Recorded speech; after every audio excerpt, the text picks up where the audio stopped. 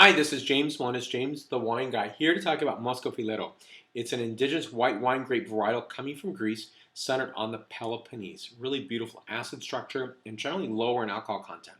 Now, some really great flavor characteristics on this wine. So I hate to say that it's comparable to another varietal because if I do so, then I would compare a varietal that maybe somebody doesn't care about and really would X out trying this wine, which is not what I want to do.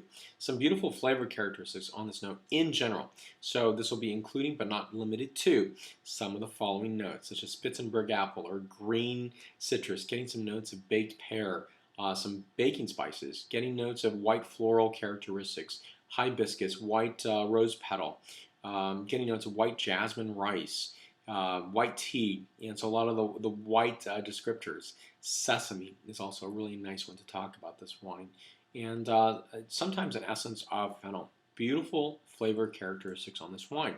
And I love to have this with oysters or octopus or some seafood. And it's really good to enjoy on its own.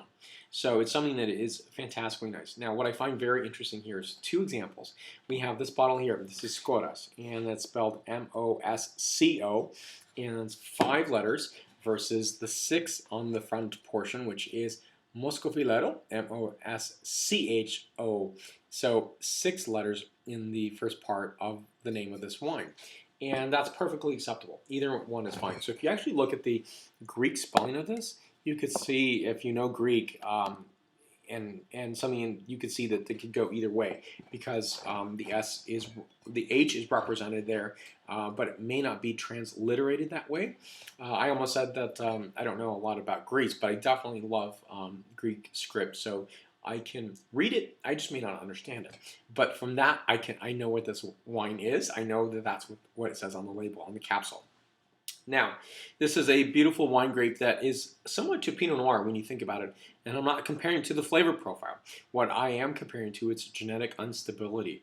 So when you think of its DNA, it has offspring and has done so in a way that maybe is not as proliferate as, say, Pinot Noir, but its descendants are Asperofilero, Casantrofilero, Mavrofilero, and so it's something that that this grape does.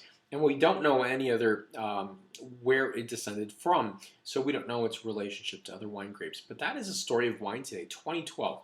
But I think in the near future, I don't mean like 2055, that we're going to finally figure out what everything's related to.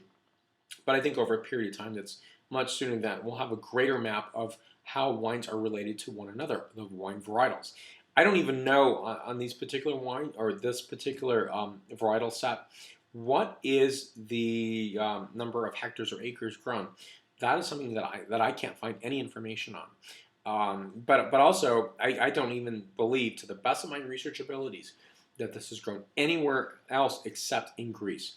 And so that is the beautiful signature here. So if you've not tried this wine before, give it a try. Ask your wine merchant, ask your restaurant to bring it in. It's a beautiful wine. For more wine reviews, please go to jamesthewineguy.com. Please subscribe to my videos on YouTube, Facebook, Twitter, Vimeo, Google+, Pinterest. Salud.